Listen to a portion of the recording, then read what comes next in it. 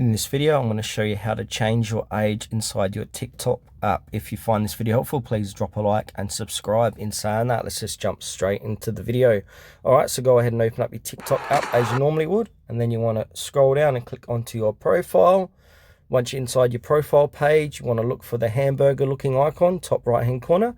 Go ahead and tap onto that, and then head into settings and privacy down below. And then from here, scroll all the way down until you see support and about, and then you want to click on report a problem. And then you want to click on account and profile under topics. And then you want to click on to editing profile. And then click on to other.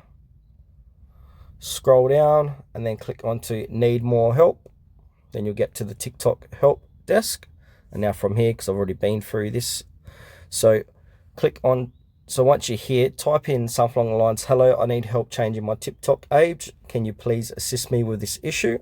And then that's this, and you'll give your reply like this. Hi, if you believe that your date of birth you entered is correct, please submit your request using this form.